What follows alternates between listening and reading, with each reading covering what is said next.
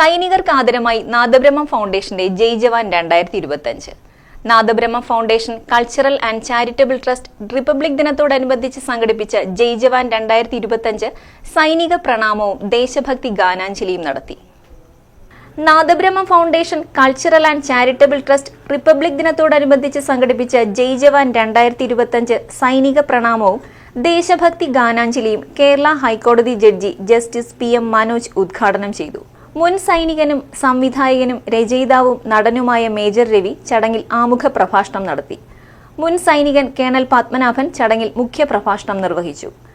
കാർഗിൽ യുദ്ധത്തിൽ വീരമൃത്യു വരിച്ച ലഫ്റ്റനന്റ് കേണൽ R. വിശ്വനാഥന്റെ പത്നി ശ്രീമതി ജലജ വിശ്വനാഥനും 1971 ഇൻഡോ ചൈന യുദ്ധത്തിൽ ധീരതയ്ക്കുള്ള പുരസ്കാരം നേടിയ മുൻ സൈനികൻ IL ദേവസിക്കും നാദബ്രഹ്മത്തിന്റെ പ്രഥമ സൈനിക പ്രണാമ പുരസ്കാരം ജസ്റ്റിസ് PM മനോജ് സമ്മാനിച്ചു.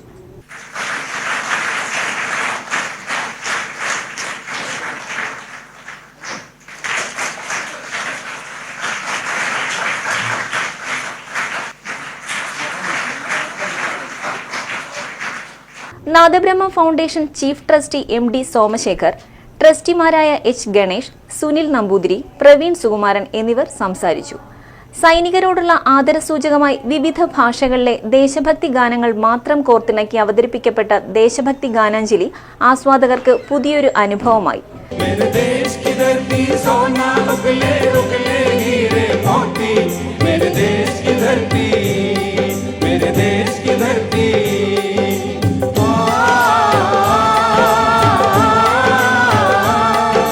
മലയാളത്തിൽ ആദ്യമായി സംഘടിപ്പിക്കപ്പെട്ട ഈ ഗാനാഞ്ജലിയിൽ പ്രമുഖ ഗായകരും നാദബ്രഹ്മം അംഗങ്ങളും പങ്കെടുത്തു.